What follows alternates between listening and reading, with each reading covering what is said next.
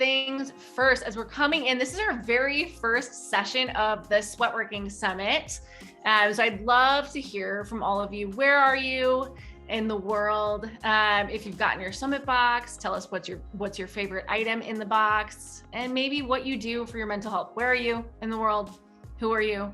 What do you do for your mental health? And I'm also going to, while you're telling us those things, where are you, who are you, and what do you do for your mental health, I'm going to post a little attendance form. What's fun about the attendance form is we're going to use it actually to pull our winner at the end. Oh, hi, Kelly. At the end of the summit, one person will actually get a stay at a Miraval Resort of their choosing for 3 nights at a double occupancy room, AKA you get to bring a friend because everything's better with friends. So that is very delightful. Hi, Alexis. Thanks for chiming in. We've got Paul Floyd here. So let's start it off. So tonight you're going to be hearing from 3 different organizations, companies, brands who are making a difference in the wellness space. They're trying to make wellness, most importantly, mental health, more accessible. So big thank you to our presenters and everybody who applied for the pitch competition. We are so happy that you've applied. We're so happy to be here tonight. Couple of things, a couple of housekeeping notes. As you're putting your attendance in the form I sent and telling us who you are and where you are, we want to thank a couple of our partners who are making this weekend, this night possible. We love Nick's. Thank you so much to Nick's Sweets, Nick's Ice Cream. In your box, you'll find a bar from Nick's. We love, love, love Miraval Resorts and Spas. Not only are they helping us to double the prize money for the winner of tonight's pitch competition, so taking it from $2,500 to $5,000, they also will be giving that prize away that I mentioned, humble nut butter. You're going to fall in love with it. We know you will. It's a savory nut butter, taking your toast up a level, mad tasty, one of your delightful items in your summit box, and so many others you'll be hearing from throughout the weekend. Ooh, Lena, loving this. Guys, this is great. Humans. Okay, so a couple of things for tonight's prize. One person or company will take home the cash prize of $5,000, $2,500 from aSweatLife and $2,500 from Miraval Resort and Spas. All 3 of the finalists will take home a mental wealth box. We're so grateful to Mental Wealth Box for that.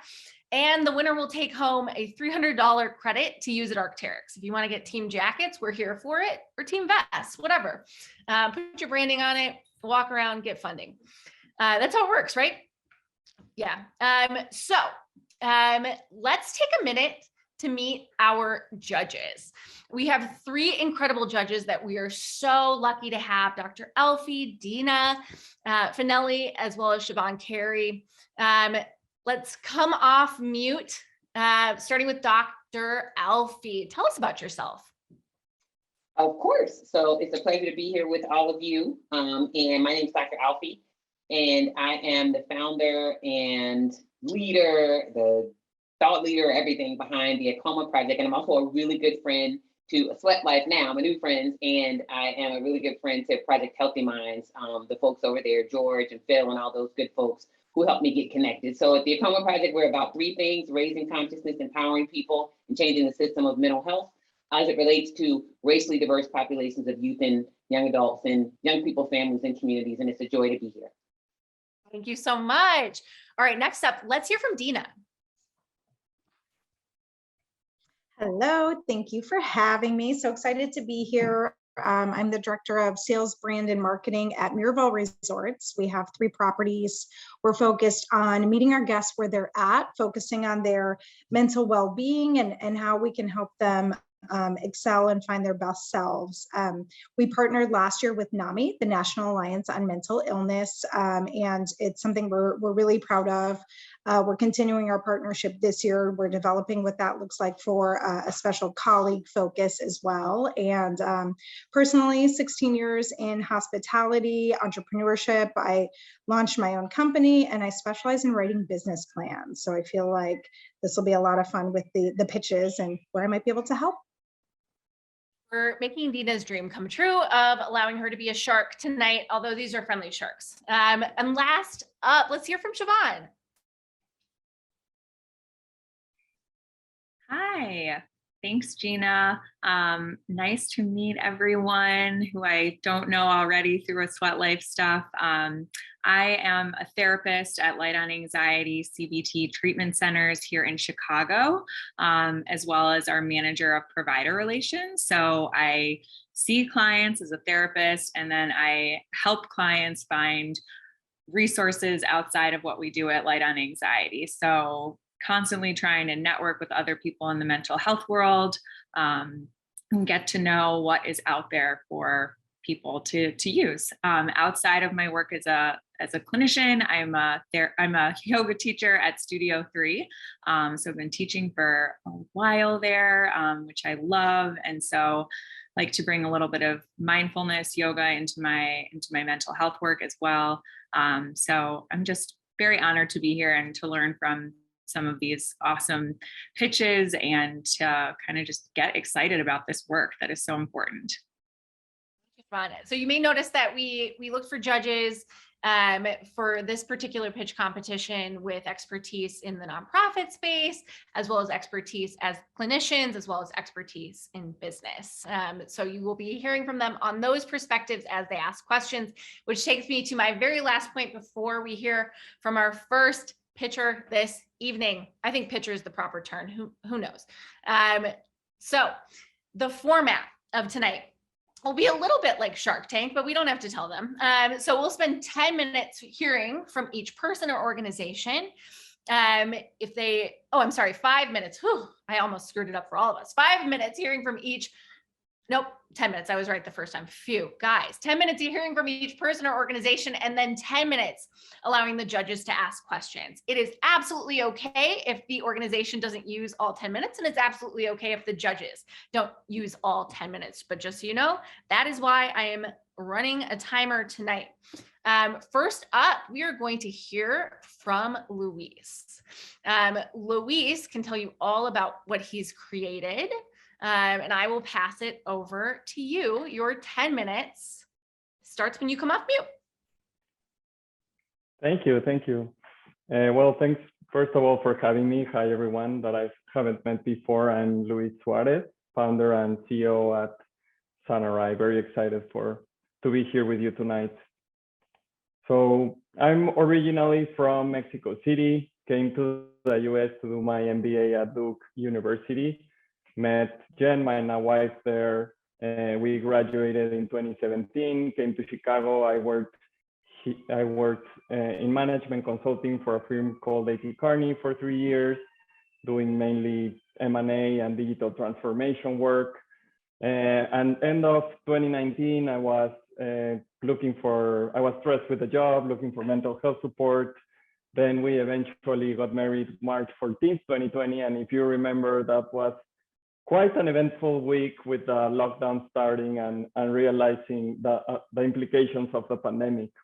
So upon coming back to Chicago, I was more serious about looking for mental health support and struggled to find someone that I could speak Spanish with and that could fit my schedule. And that's where the idea comes from. Sanari, we're building a mental health online platform that connects the Latinx community to mental health professionals in Latin America to provide culturally sensitive Spanish language emotional support at accessible prices. And there is a big gap in the market.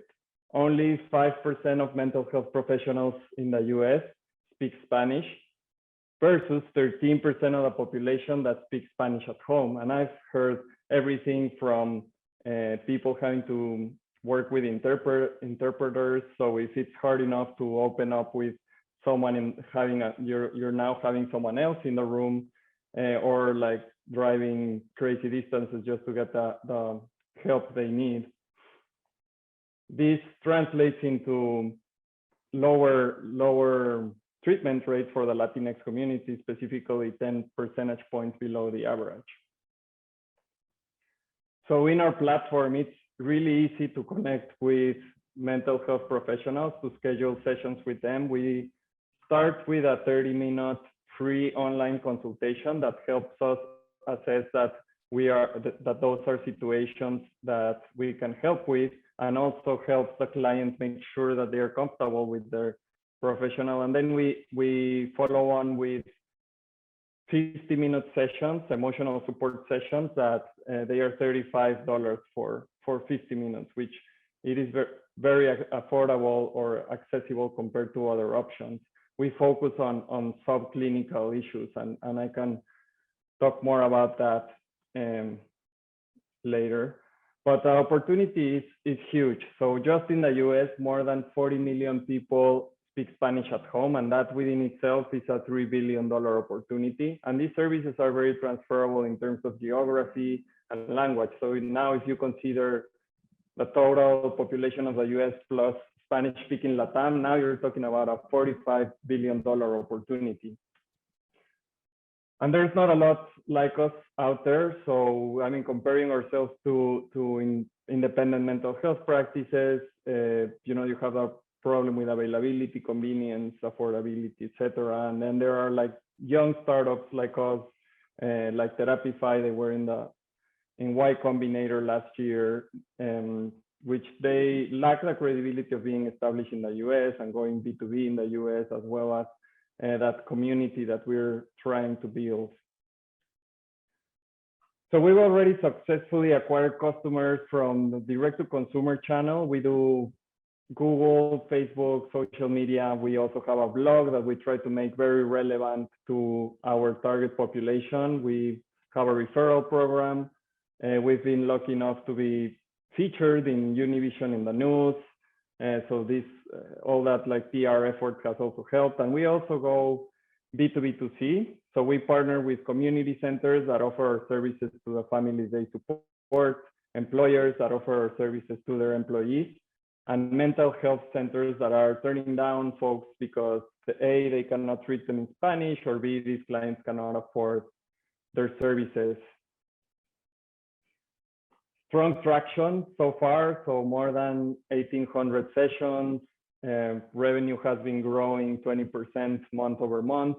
And we've been happy to see our customer lifetime value increase with time, because people that start with us are sticking around. And this, of course, is because we have a great net promoter score, like people are recommending us, both at the individual user as like our partner organizations.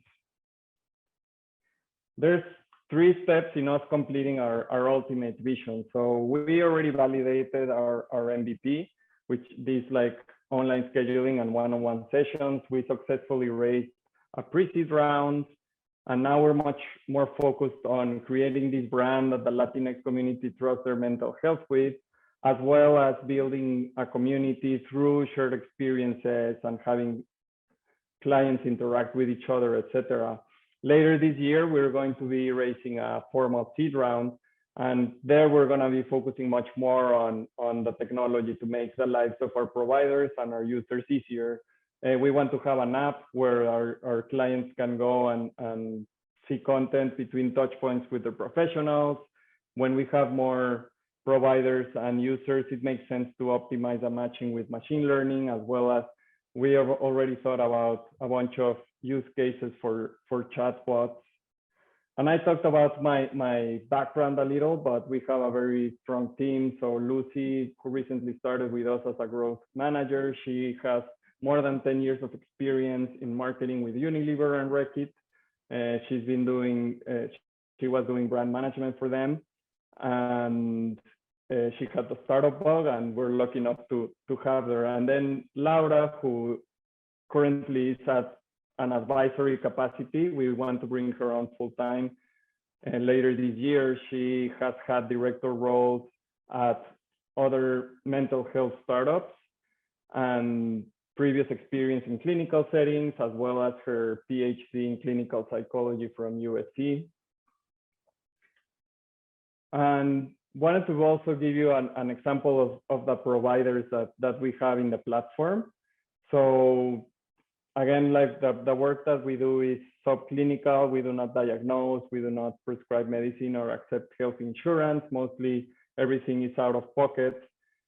But more similar, these emotional support services are more similar to what you would expect to see in coaching.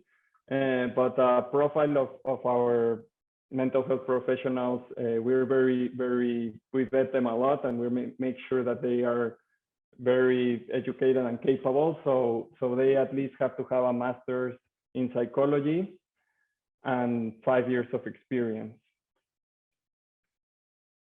So like I said, we successfully raised a $400K pre-seed round. We're lucky or fortunate to have a very good early stage VC firms in partnering with us. We also do a lot of work with Google.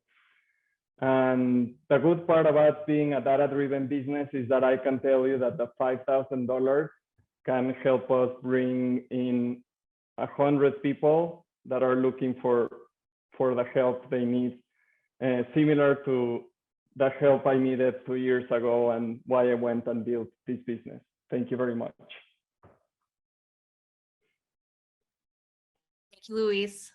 We'll start with questions from Dina, Dr. Alfiee, and Siobhan. You can come on camera and ask your questions now. This starts your 10 minutes.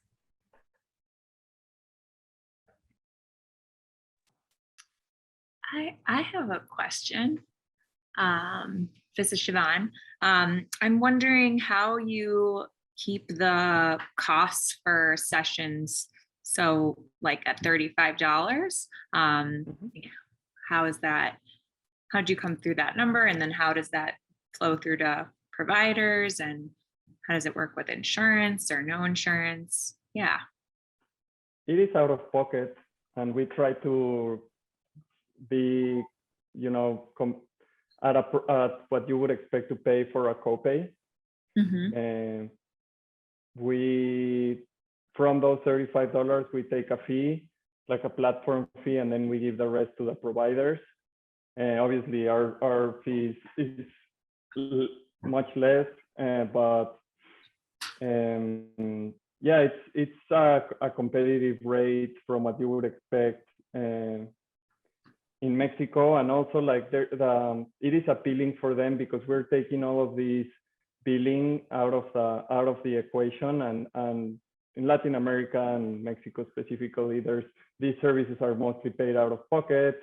Yeah. And they have a hard time following up with their clients through WhatsApp to get paid, etc. So we take that whole part out of the equation, and they focus on what they do best, which is like be with people and just give the services, not building a business around it.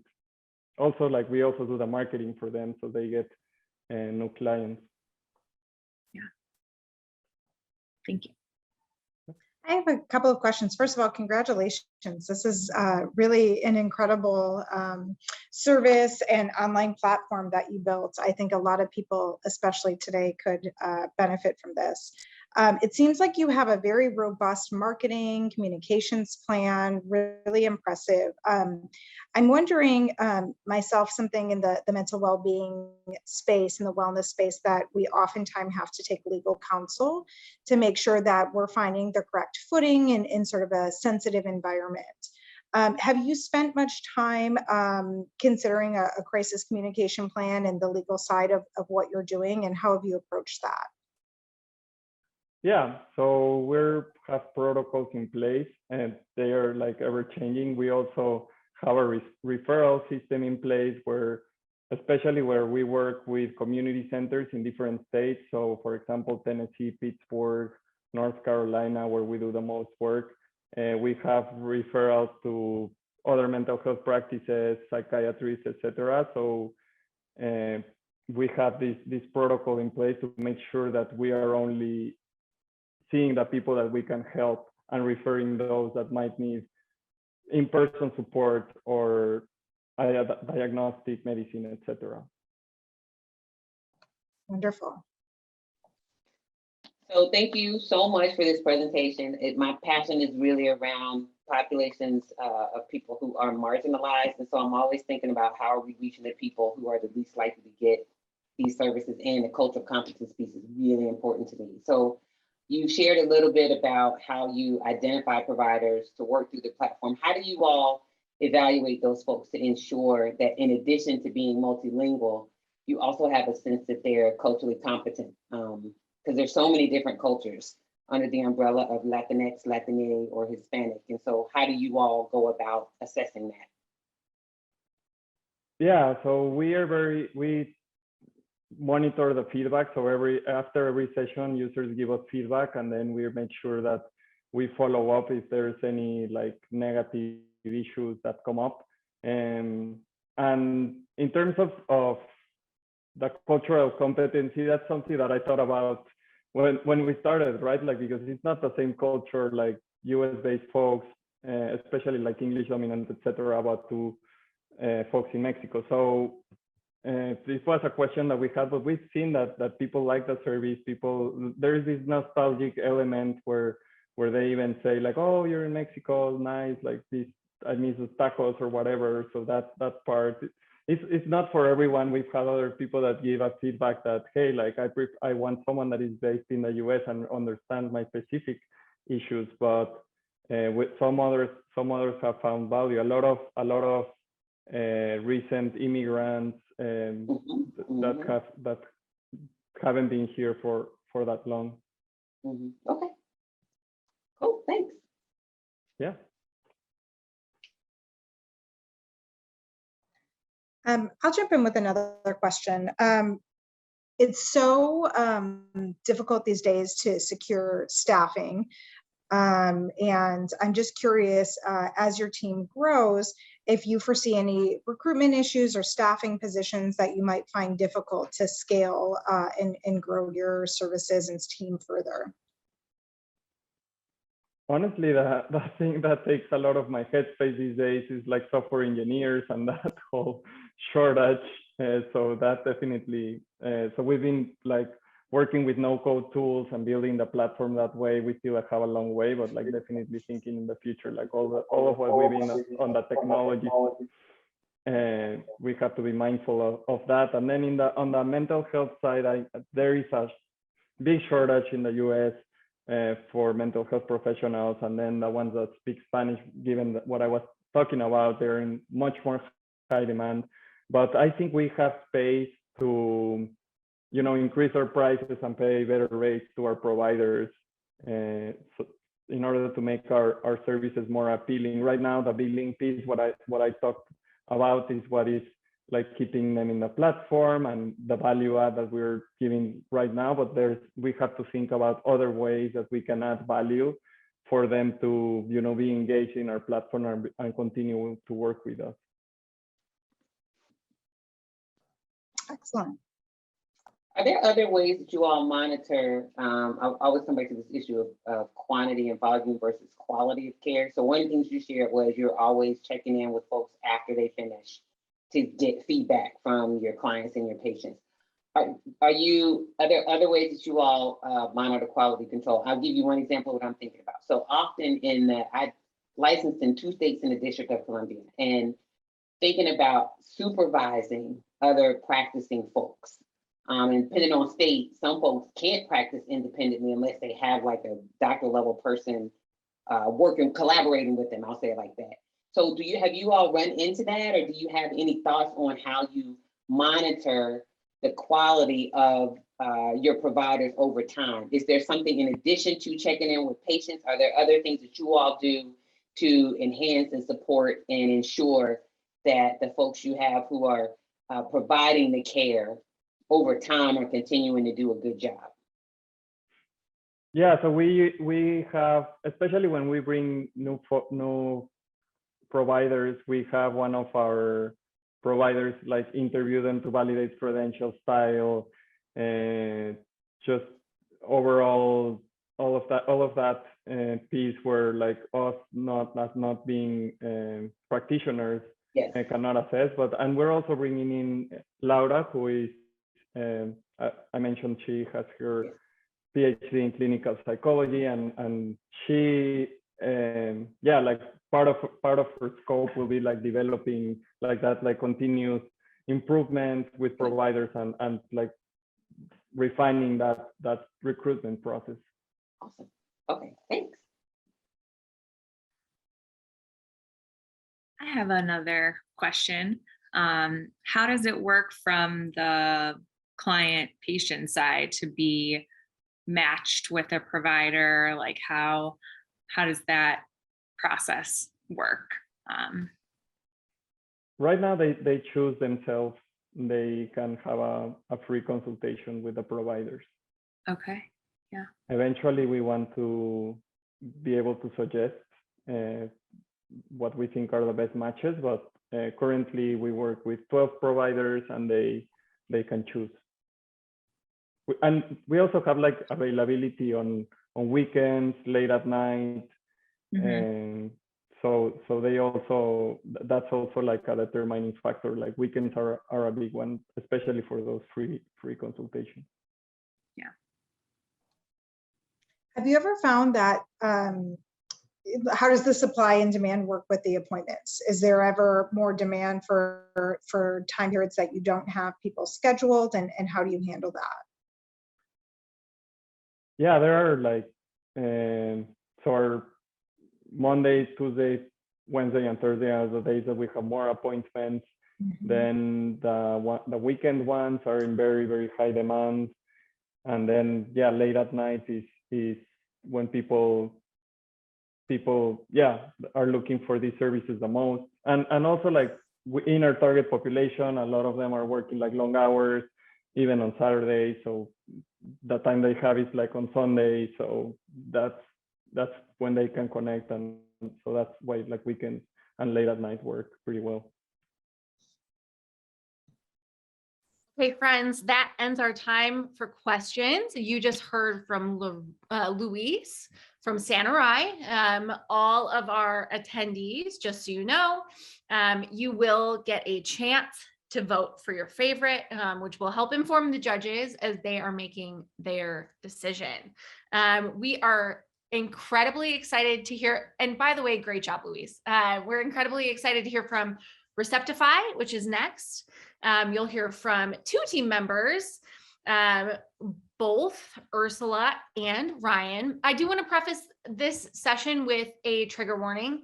There will be a discussion, or at least the mention of sexual violence during this presentation. So if that's not something you want to hear tonight, you can pop out and pop back in about 20 minutes. With that, let's bring in Ryan and Ursula. There we go. Thank you, Kelly. And I believe you have a deck.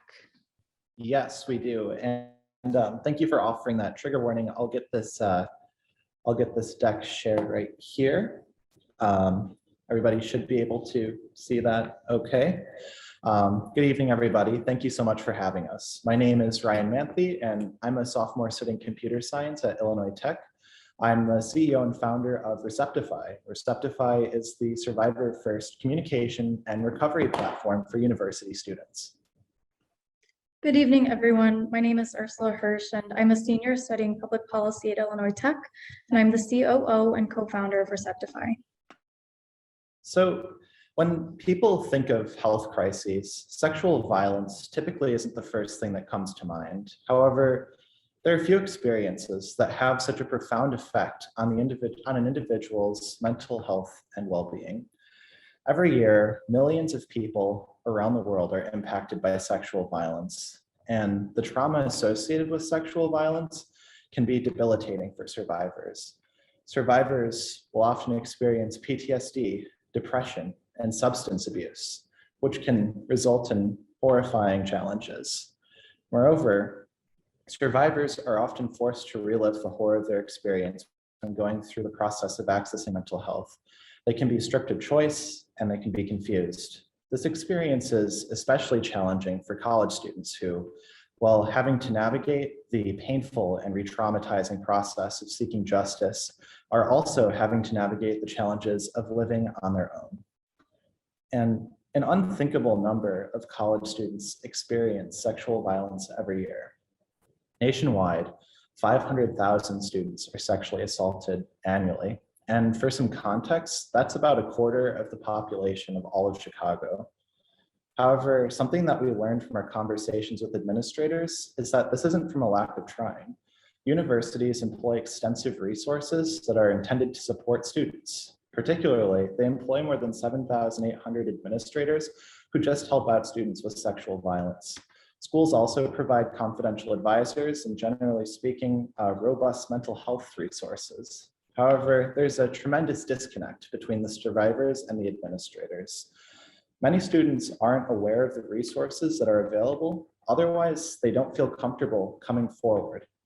They worry that they're not going to feel supported or believed. And as a survivor of sexual violence myself, this is something that I found deeply troubling. 4 out of 5 survivors don't share their stories with law enforcement or universities.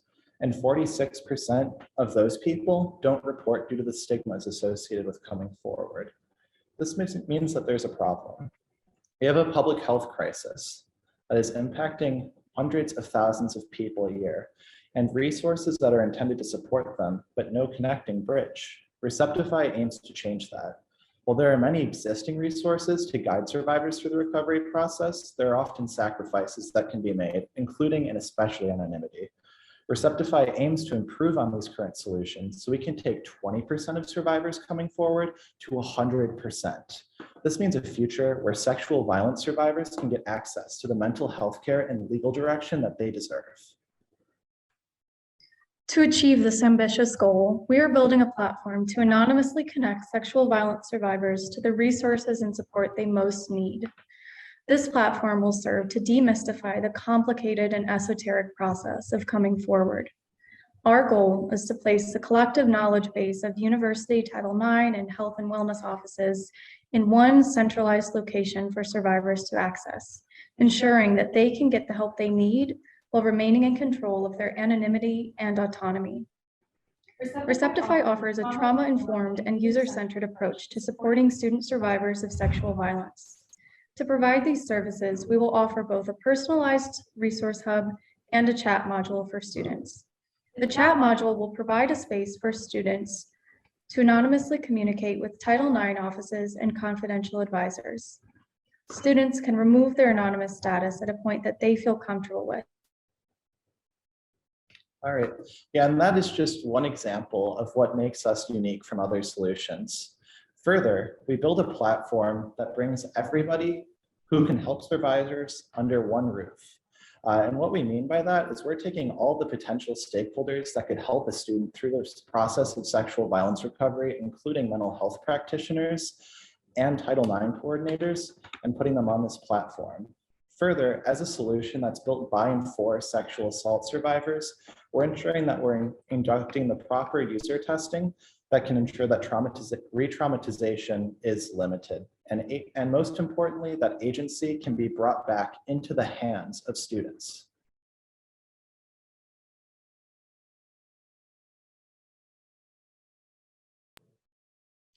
I'm not sure if you can see me again, but I wanted to continue talking about why this issue is so deeply personal for all of us. Everyone on our team knows someone close to us who has experienced sexual violence, or we've experienced it ourselves. Most recently, our friend was sexually assaulted in her dorm during her sophomore year of college.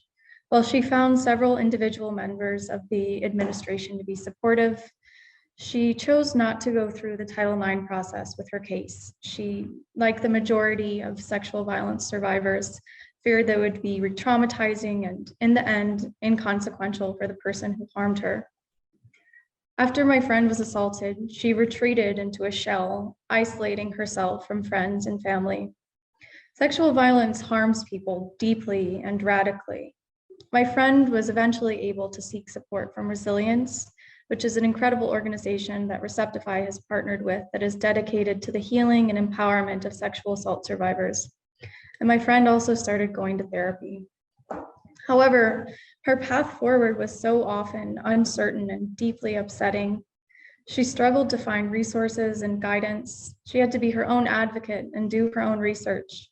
We believe that survivors of sexual violence should not have to navigate these pathways alone. Oh, and we aren't alone in this process.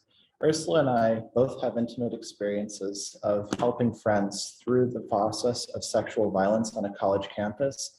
And there are hundreds of thousands of other people who have experienced something similar. Many of them feel that they've been robbed of justice and peace because they're not able to access their resources. And students are speaking out. Here's just a sampling of examples of students who have come forward to protest the way that things are right now and to demand change. And we believe that Receptify can be part of that change. The first step in revolutionizing the way that survivors of sexual violence can receive support and guidance.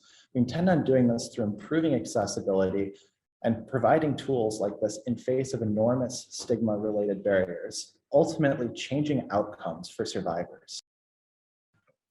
In order to change these outcomes and get our first product into the hands of survivors, we need people to invest in our mission.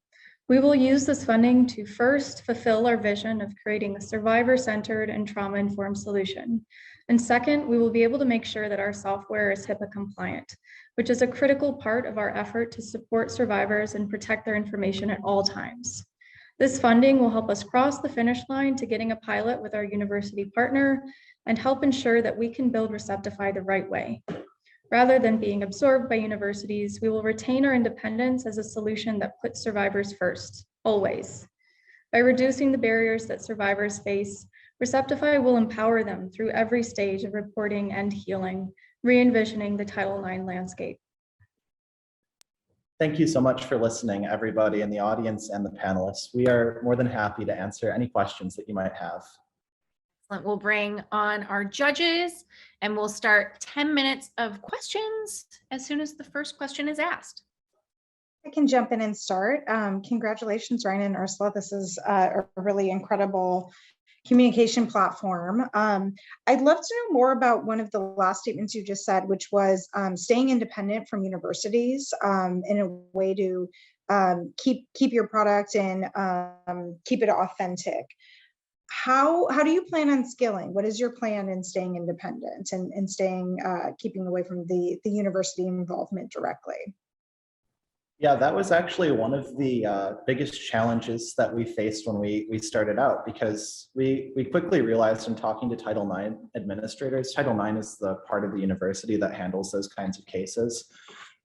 We quickly realized that they have legal obligations that they need to maintain, and so it can be sometimes like we're at odds. But the biggest thing is, part of what Title IX states is that by law, these universities have to make sure that they're trying to hear as many cases as possible. And so our solution, we kind of work with the universities with that, in that we can help bring more cases forward. And moreover, through partnering with independent nonprofits to conduct all of the confidential advising services, as well as providing access to therapy, we're able to maintain more of that autonomy despite the fact that the universities are a purchasing customer. Does that make sense? Yes, thank you. And I love the working with independent nonprofits. I think that'll really feed your cause. And so far we've partnered with Resilience, which is a rape crisis center for the Chicago area, as well as Greenlight Counseling, which is a counseling service that provides counseling to more than 70 universities and 2,000 sexual violence survivors every year. Thank you.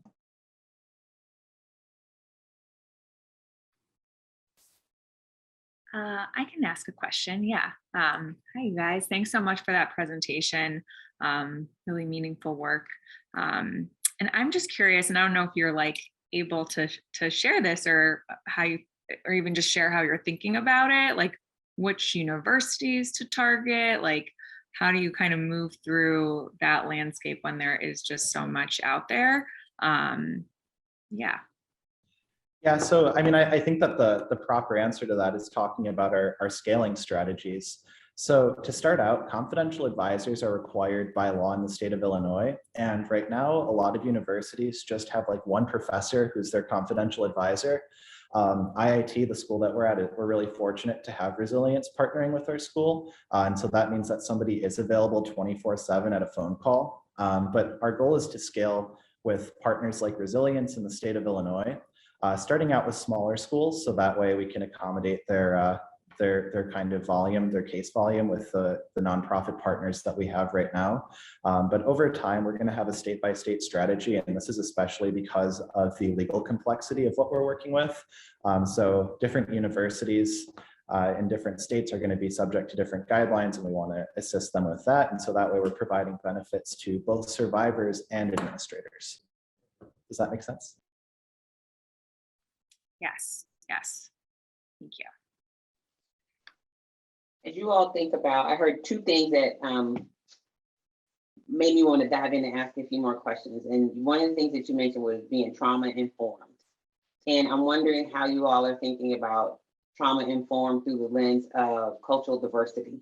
Because when I started thinking about just this topic, and I think about schools in Illinois, and I think about, I'm a Big Ten grad, I went to UW-Madison, and I think about those big institutions where they have these huge sports programs. And some of the issues, it's not inherent, but some of those issues that arise out of having athletes, and we know the statistics around these big athletic programs and sexual assault and sexual violence and things like that. And so how have you all thought, just what are your thoughts in general about helping people navigate those kinds of big, difficult, intricate systems and the trauma-informed piece? So of course, those two things are probably not related, but I'm just wondering about that. What's your thinking around those issues? I will start out by talking about our goals behind being trauma-informed. We've been working with a professor of clinical psychology who has more than 30 years of experience, and he's published several books on the subject of trauma related to marginalized folks. And we're not remiss to the fact that sexual violence is something that disproportionately affects marginalized people. And that as white people, we don't typically represent that. And so something that we're hoping to do is we're working on a research project as well right now to accompany this that can help in building our software. And we're going to be using a CDPR board, community-based participatory research. And so that way we're engaging stakeholders of all different kinds of backgrounds. And we're making sure that that's how we're being trauma informed.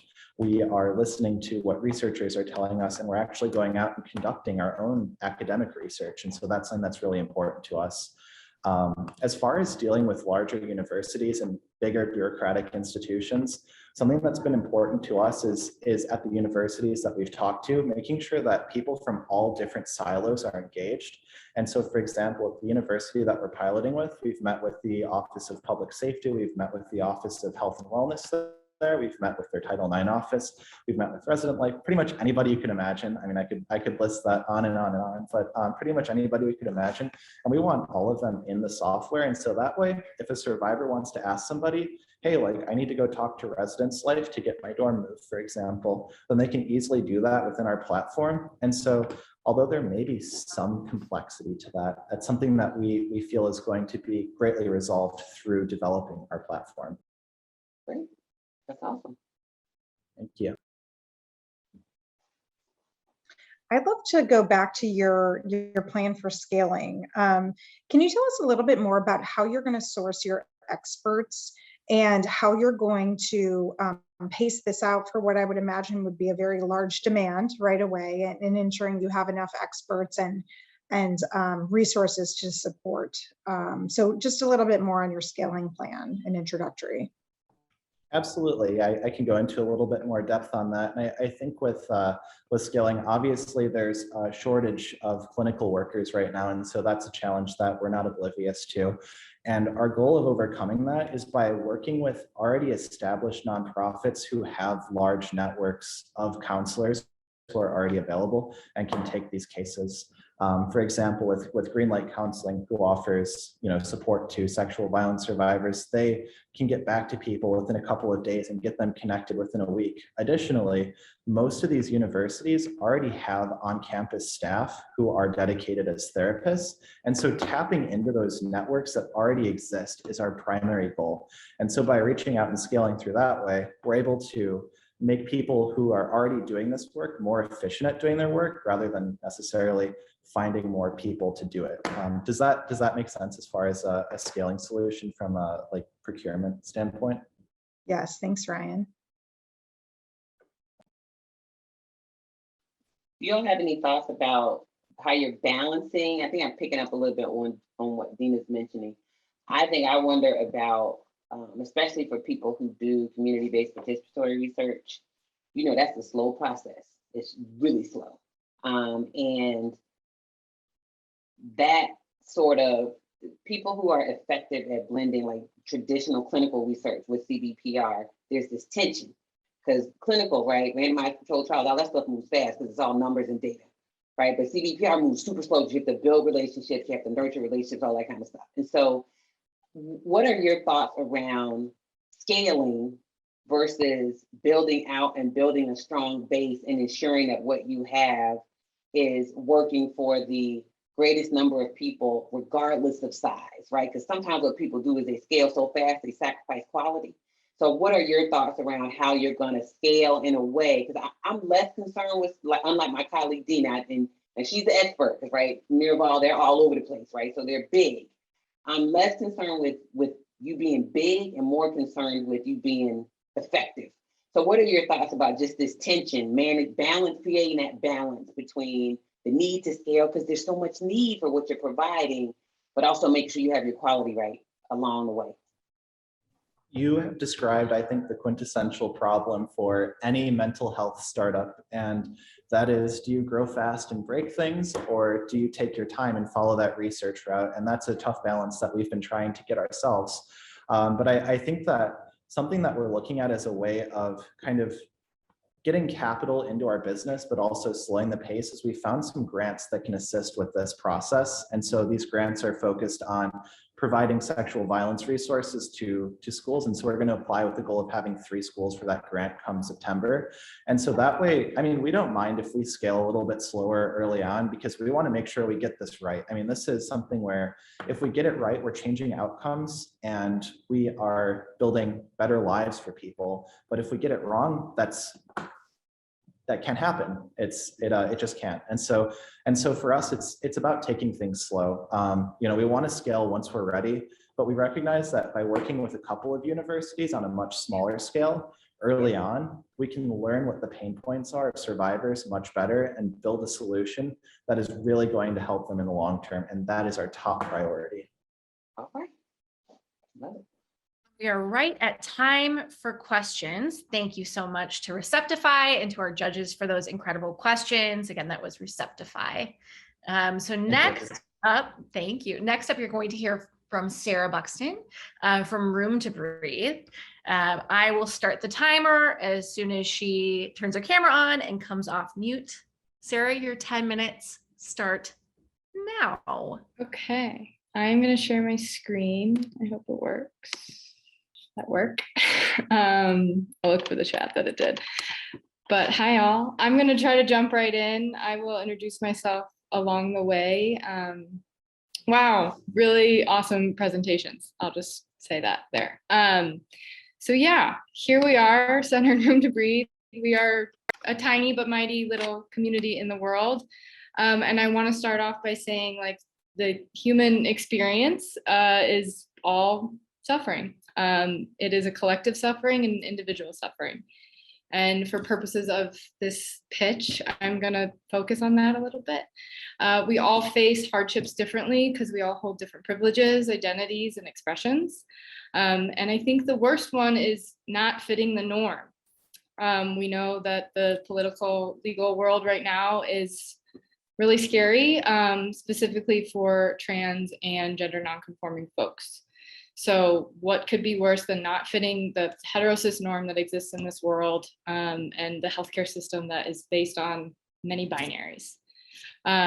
So here we all are in this little virtual space, and I am hoping that the majority of us are feeling safe in our shelter, our office, our home, our apartment, our friends' homes. And I imagine if any of us were to need to call 911 for any reason, or just seek normal mental health support, depending on where we are in our identities, how we present ourselves, and what our needs are, like, that's scary. There's stigma, it costs a lot of money, and what if the provider just doesn't understand you because they aren't inclusive in their practices?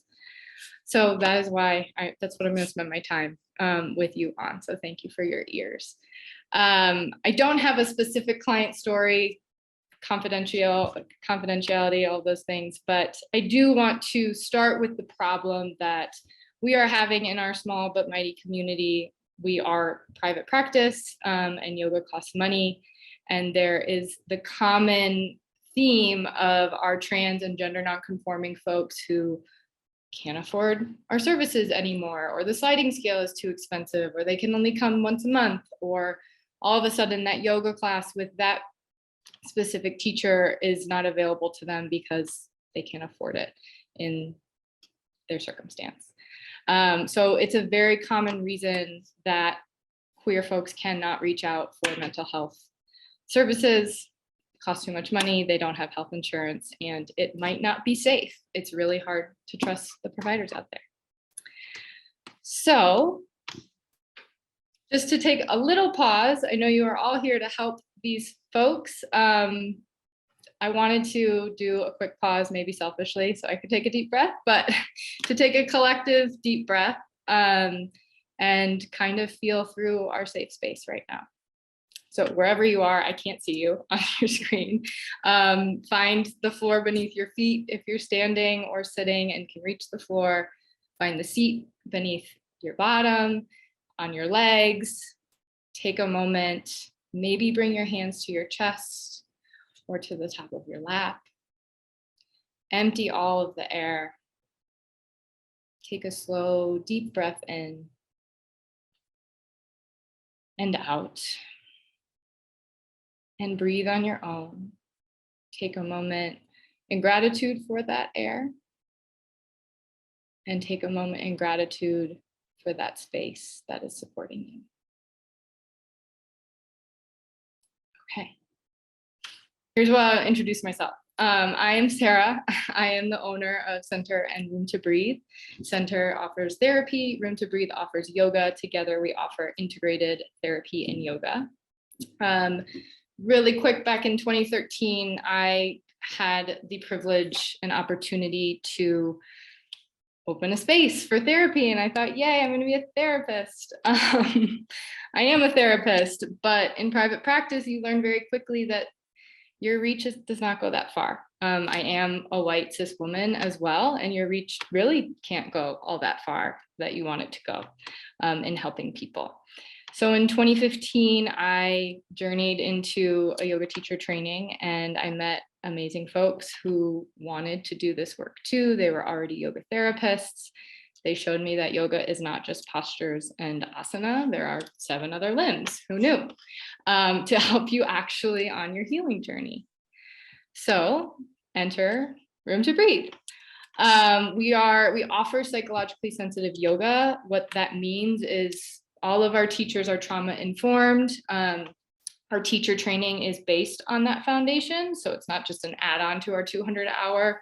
Our 200 hour is seeped in trauma informed, culturally competent, psychologically sensitive yoga. So we are physically accessible for all bodies and all identities that come into our space.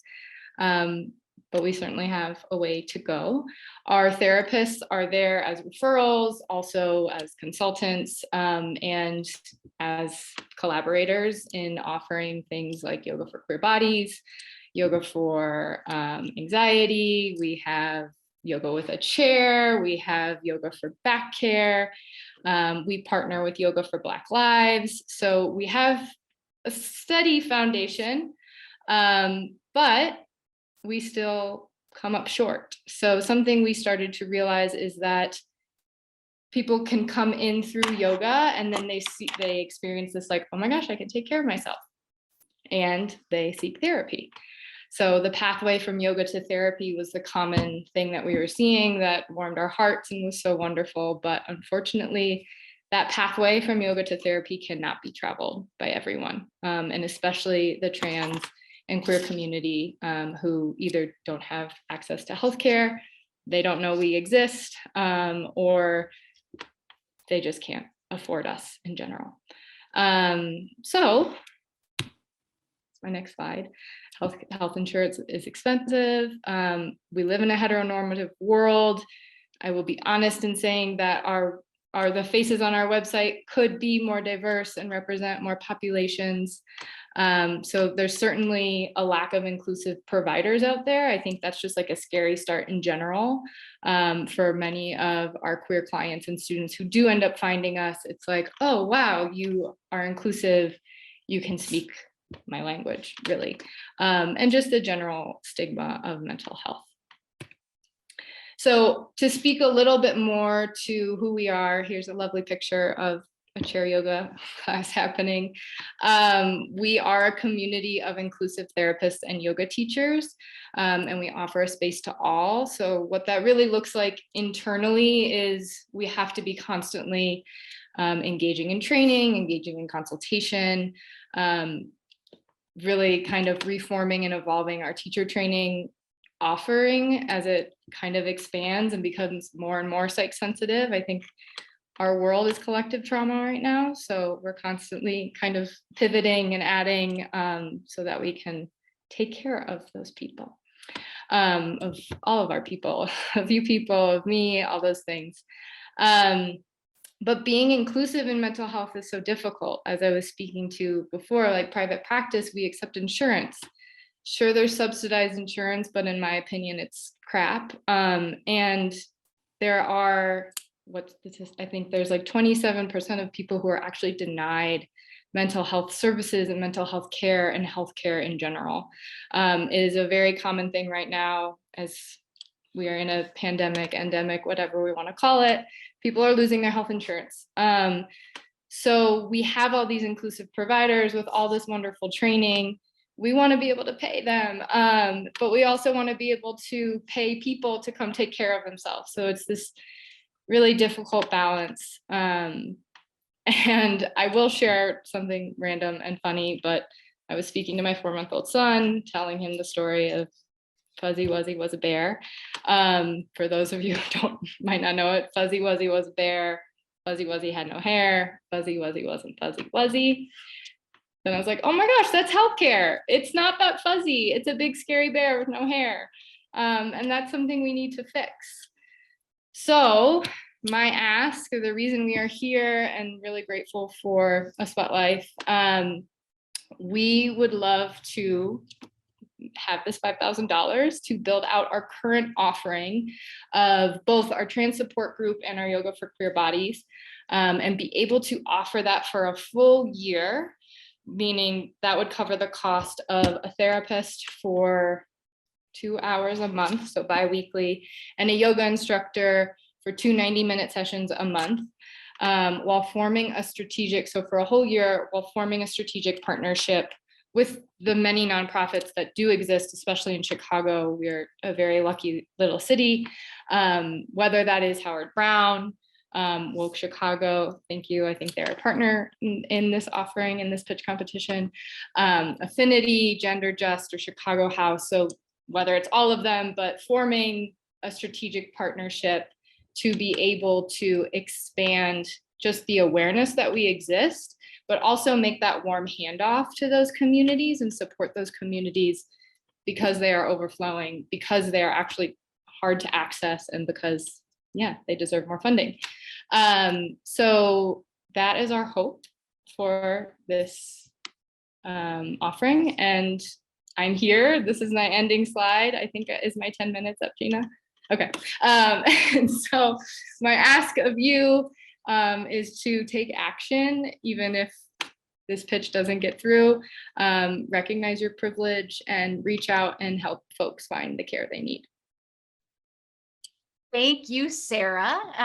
Next up, we're going to start 10 minutes of questions. Again, that was Room to Breathe. We're going to start 10 minutes of questions with Dr. Alfiee, with Dina, and with Siobhan. Okay. So I appreciate the focus and the context that you provide for this. And one of the things I think often about is we end up thinking about these things as if they're bifurcated. You're either LGBTQ or you are of color. Yes. And I think what we often forget is that there's so many people for whom each one of those identities adds another layer of marginalization. And so I'm just wondering if you have any thoughts about how you all are creating balance such that in addition to being an affirming space around NGC and LGBTQ folks, also being an affirming space around race, ethnicity, and culture. Because being in Chicago, I know there are two populations I know that are heavily represented in that space. And so how are you all managing that? For sure. We can do better, as always. But for now, like our trauma-informed teacher training, we have a full module on race and diversity and affirming practices that, cover the intersections of identities that show up in your therapy room, in your yoga space.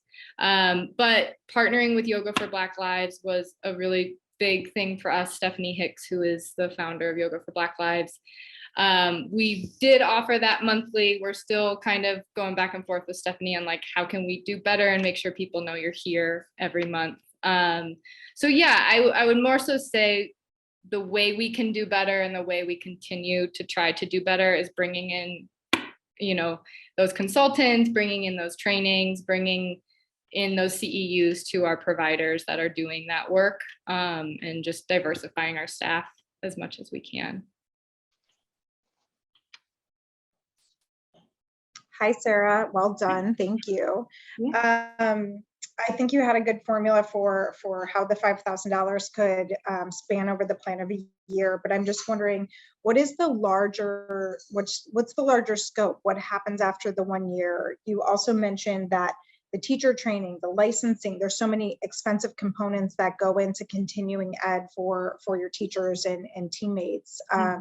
So do you have any other thoughts on partnering with additional nonprofits or grants, or how are you envisioning that? For sure. I'm going to try to break down I think the first one, a year, is what we calculated to make sure we are financially taking care of the folks who are taking these offerings. And that covers I think $4,000 in my calculations. And then the 1,000 would be that strategic partnership. And the year would give us time with our lovely marketing director and our studio lead, and along with all of the lovely therapists that we have, to continue building these relationships and these programs. Something huge that is helpful that we're a private practice is we are actually able to help fund Room to Breathe. We were able to help get it off the ground, if you will. So we hope to increase our staff at center, increase our offerings at center to continue to kind of take care of financially and grow Room to Breathe offerings, and kind of thinking of this as like the platform to kind of grow the product, and connect with these different nonprofits that are already doing that work. Wonderful. Yeah. And so are these classes complimentary? They're not. Okay. We're a public yoga studio, so they're not complimentary. We want them to be complimentary and kind of work through how we can make that. So right now we do have one scholarship for our teacher training program, and that is for a Black, Indigenous, and or person of color. And there's a big application of, what marginalized communities are you working in with that you can then go out and give the yoga that you've learned. But they are not free. Thank you. Yeah. Yeah, I have a question too. Thanks, Sara. So I'm just kind of wondering, like, orienting myself, because I haven't been to this space, like physically it is in River North, or where in the city is it? The Loop. It's like a block it's Wabash and Washington. I know a lot of people haven't been in the Loop in a while, but it's a block from the Bean. Okay.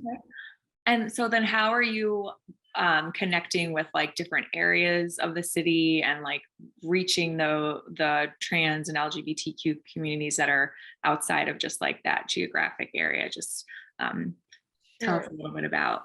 We have been pretty exclusively virtual since March 2020. We are slowly adding hybrid classes back to our studio schedule. We don't have any therapists in the office face-to-face yet.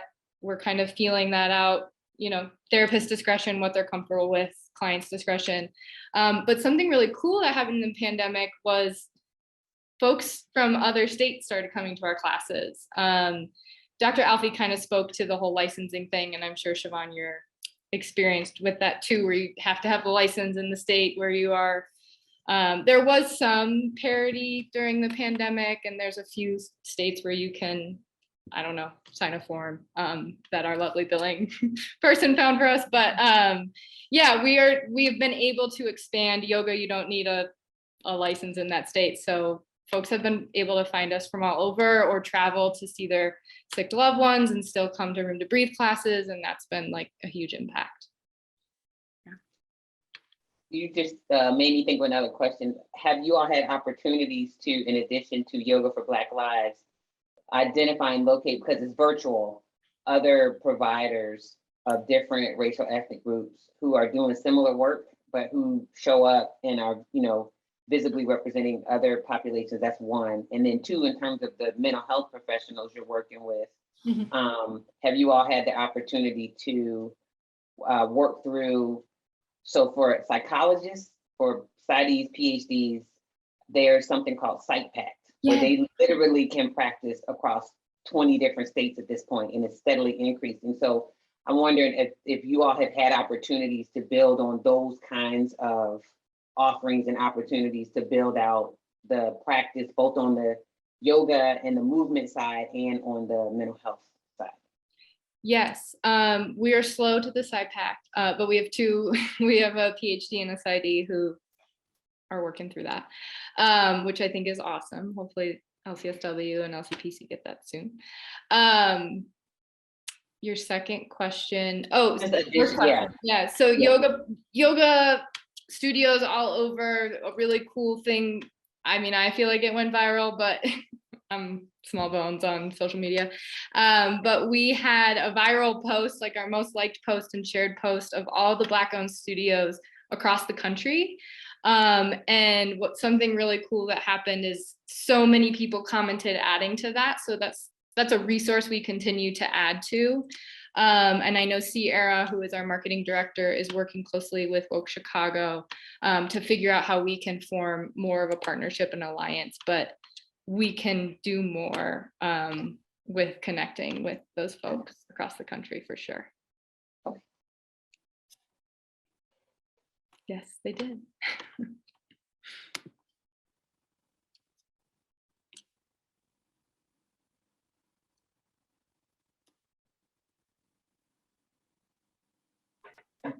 I'd love to know a little bit more about, are there any new or different types of offerings? I love the idea of therapy meets yoga. And I think it's really a way that, you know, you're bringing many worlds together. I think it's really brilliant. I'm just curious more, I guess, about your marketing plan and your scaling plan and other, you know, if you are dreaming big, what the future would look like, if there's any different variables that you might add on. Yeah, for sure. We're dreaming big. We are also working on making that therapy and yoga make sense. And I think we're continuing to kind of grow and idea form around that. We have a new offering called Collaborative Care, which is a monthly offering with a yoga instructor and a different therapist every month. And that offering will have a topic of self-care, whatever theme, and then the therapist will support in a processing after an hour practice. We've had Yoga for a Broken Heart, and that's where a therapist and a yoga instructor come together. And it was more so like a journaling thing. So our yoga and journaling is huge reflection instead of, you know, folks get scared to process in a group. But just emphasis on like the somatic mind, body, spirit, soul practices to bring that to therapy and process that, right? Talk therapy can really only get us so far. Trauma lives in the body. So we're still we want to perfect our services before we scale. But eventually we would, like I was saying to Dr. Alfiee, we would love to be more countrywide. Love that. Thanks. Mm-hmm. Okay, friends, that concludes our 10 minutes of questions. I will be posting in the chat for everyone. where to vote. Your voting will help inform the judges. Again, you just heard from Sara from Room to Breathe. We will have 10 minutes while we wait for the judges. And in this 10 minutes, we're going to hear from Pete Wilkins, who's the author of Purpose First Entrepreneur. You actually are very lucky, friends. You've gotten a free digital version of that book. Some of you, if you're an aSweatLife ambassador, have gotten the physical version of that book. The workbook is always complimentary. Pete, please join us. Tell us about yourself. I saw Justin in the mirror behind you, so I felt like we were connected as well. There he is right there. Awesome. My husband. So it's great. So my name is Pete Wilkins. I am the managing director of HPA and the author of Purpose First Entrepreneur. And I am kind of what my day job is to do exactly what we are doing today, is trying to find the opportunity and invest behind it. And so HPA is one of the most active early stage venture capital groups in Chicago. Just to give you a sense, we've invested, or I have 57 portfolio companies, which include many names that you probably know: Simple Mills, Equilibria, Farmer's Fridge, Factor, which was recently acquired by HelloFresh. So what we're in the job, or what our role is to try to find opportunities that can scale. And I think that Gina offered me the opportunity to participate, I think because of the fact that this is what I do on a regular basis. And from my perspective, she offered me the privilege to provide some coaching as the finalists were ready to present. And I think the thing that is so powerful when I listen to them speak and I hear what they build is the idea of they take such risks, they're transforming their lives to do what they are pursuing in such a passionate way. And so when I was talking and trying to provide an understanding of how they were building their business, one of the things that always happens is it starts with why we're doing it. And as a investor and a recent, or I guess in my history, an entrepreneur, like that why becomes so important, because the whole business actually expands. Their purpose, they're creating something from nothing, that they are taking tremendous risks, both personally, emotionally, financially, to build something that's going to make a difference. And so what ultimately happens is that they have a problem that they see in the world, or a need in the world, and they're trying to solve it. And their business allows them to do that and scale it. And so, like, when you listen to the entrepreneurs and they tell the stories, and they can always be delivered, but they are so, like, what they're building is such a powerful story of what is possible.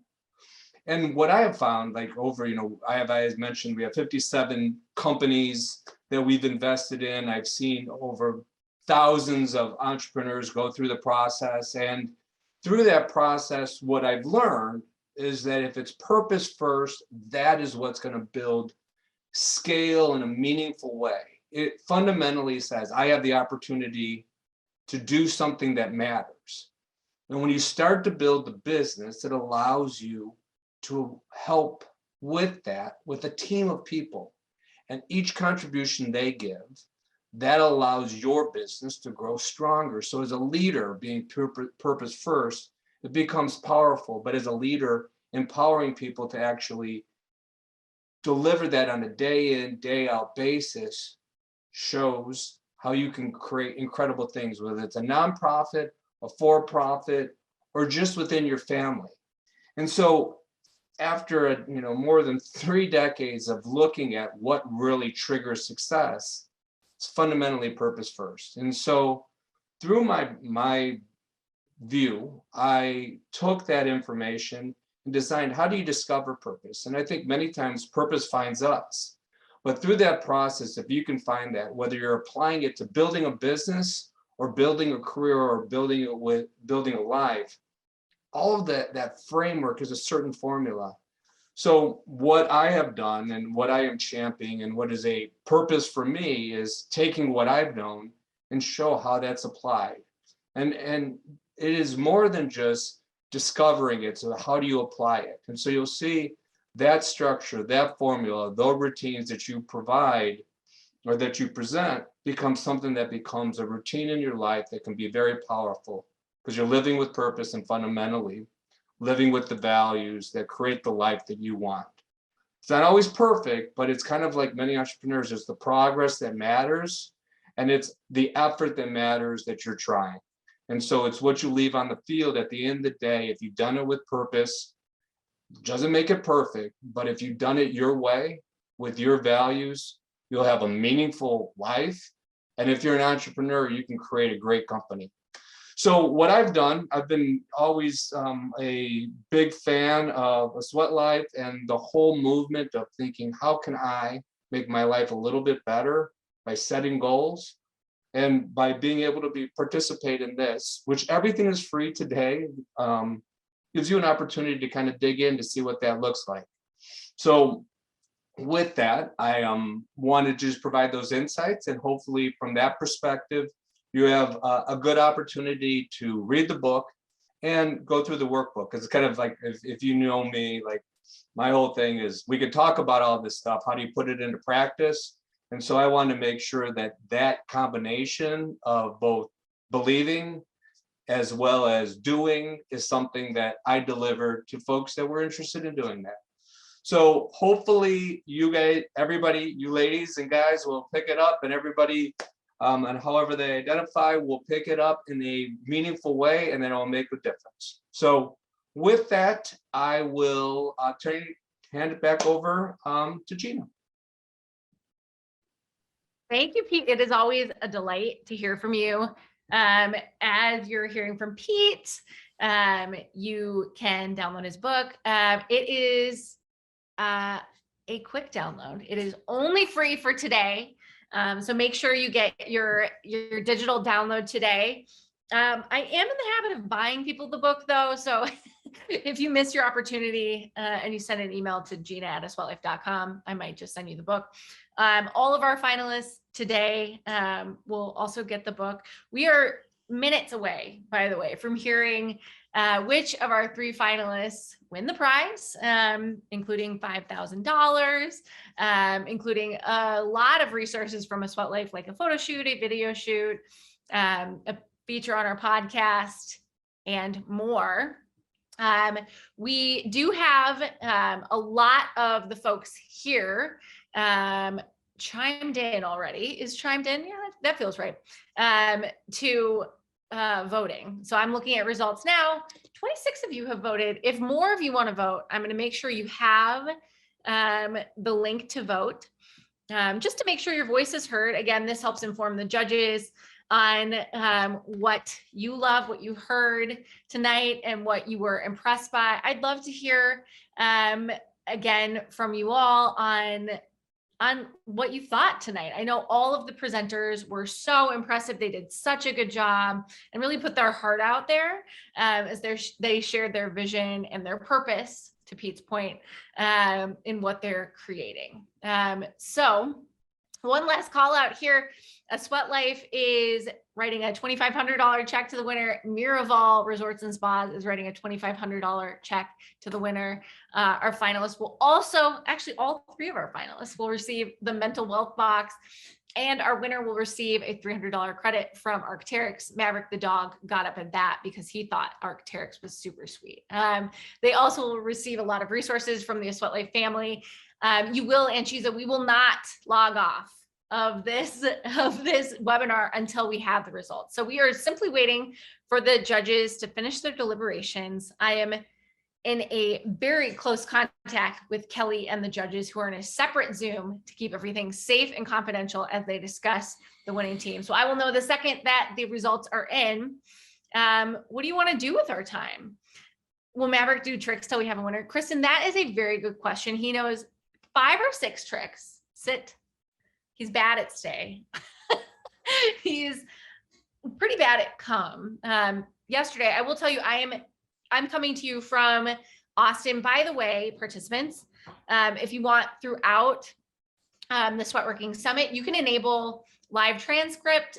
We have closed captioning enabled on all events. So if you, again, I'll put this in the chat. I'm sorry that I didn't lead with this. If you, for any reason, would prefer to have closed captioning on any of the sessions, just click into the 3 dots, more, and live transcript, and you can see live transcript on all sessions. But what I was going to say is Maverick the dog found a cat in Austin, Texas, and chased him 3 yards away. Allow me to type into the chat what I need to say about closed captioning.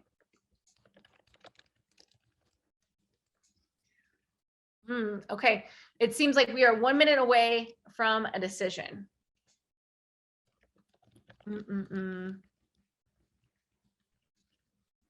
I almost feel like maybe we should play one of the, exactly, a Jeopardy theme playlist. Oh my God, Mia, you're the best. If you haven't met Mia from Team of SweatLife, she just posted a thank you that I'm going to read because I find it adorable. She said, a big thank you to our finalists, judges, Gina and Maverick. Justin's here too. The Better with Friends Committee. Thank you, Mia, for pointing that out. The Better with Friends Committee sorted through all of the incredible applicants for the pitch competition. Again, you're only meeting 3 out of several applications, and all of them were really hard to choose from because everyone had such passion in their pitches.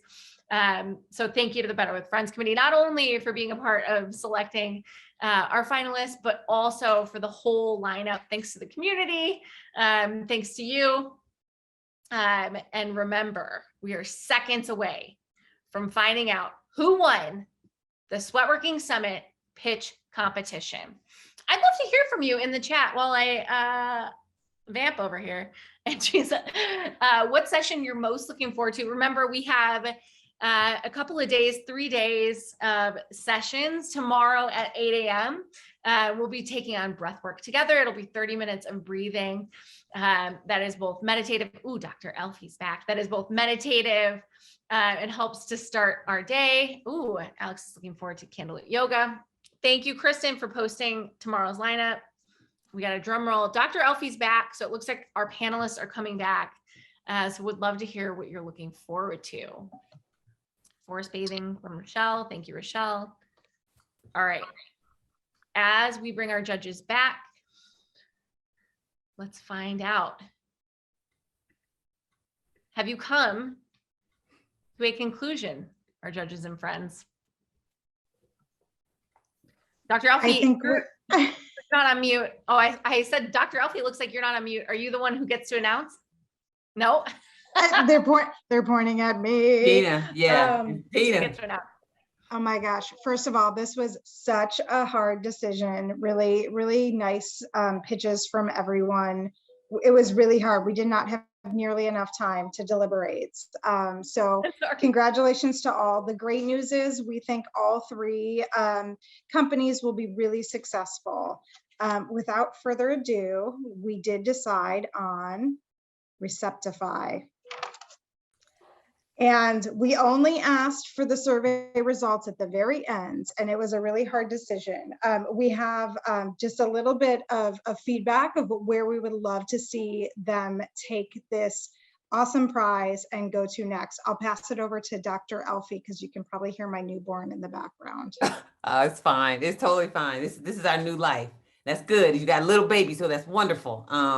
And crying means they're healthy, right? So that baby's doing what they're supposed to do. So I think that what we all agreed on was we love the idea, we love the potential, we love the plan for how you're going to launch, and the first steps and the thinking through about where could we make most use of the funds immediately.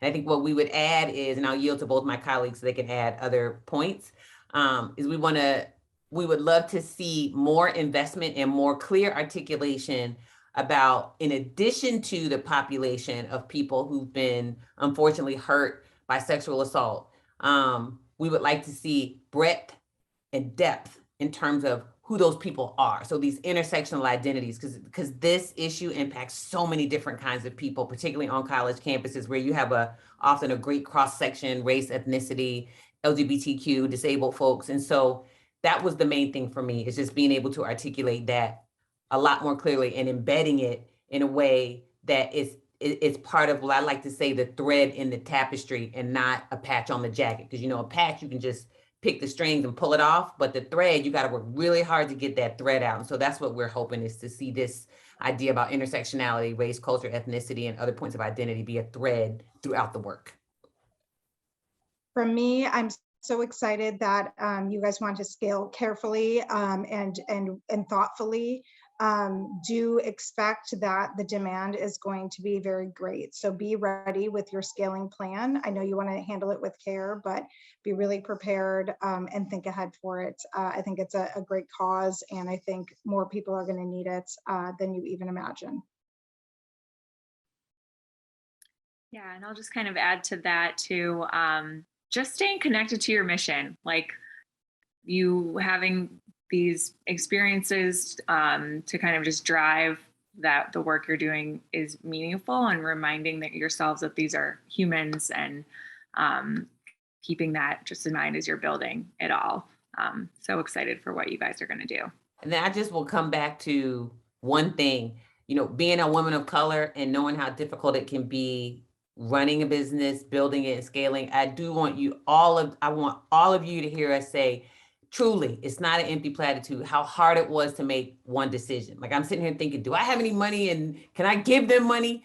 Because all of your missions are vitally, critically, and deeply important. And so, you know, I think there was definite consensus around, we value what each of you, we value everything that you are doing. And so we hope that us having to pick one is not in any way an indication that what you're doing is not valuable and worthy, and that we don't see it, because we absolutely see it. We know the struggle, we know how hard it is. And so we want you to keep, you know, we're behind you. We want you to keep going. Well, I'm trying not to cry. I'm so grateful to the judges, to all of the participants tonight, to everyone who pitched. Again, we had Sara Buxton from Room to Breathe, Luis Suarez from Sanari, and our winners tonight were Ryan Manthy and Ursula Hersh from Receptify. Again, thank you so much for tuning in. We've got a full weekend ahead of us. Thank you, thank you, thank you. I'm going to end this, but we hope to see you all on Slack. And please support all 3 of our finalists in all of their endeavors. Follow them everywhere because we can't wait to see them all succeed. Thank you, thank you, thank you, and good night.